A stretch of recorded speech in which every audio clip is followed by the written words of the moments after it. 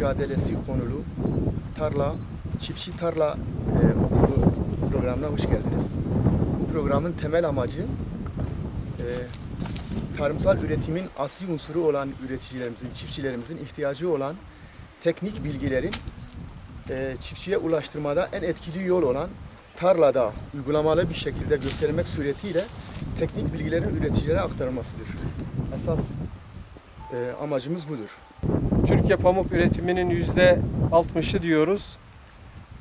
Evet, Kızıltepe Ovası da yavaş yavaş sulama kanalları bittiği zaman orada da Kızıltepe'de de ya da Mardin'de de büyük bir sulanan alan oluşmuş olacak.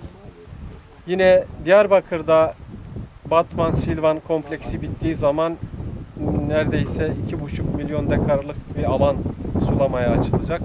Dolayısıyla bu %60'lık üretimimiz belki %70-80'lere çıkacak.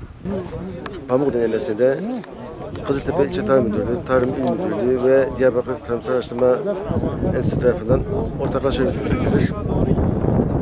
İl Müdür Yardımcımızın, Tarımsal Araştırma Enstitüsü'ndeki uzman arkadaşlarımızın katılımıyla burada bir tarla günü düzenlemiş bulunmaktayız. Şu anda içinde bulunduğumuz pamuğun olumlu ve olumsuz yanlarını çiftçilere, teknik eleman arkadaşlarımıza görsel olarak gösterip önümüzdeki sezonlarda yapmamız gereken doğru ve yanlış işleri arkadaşlara göstermiş olduk.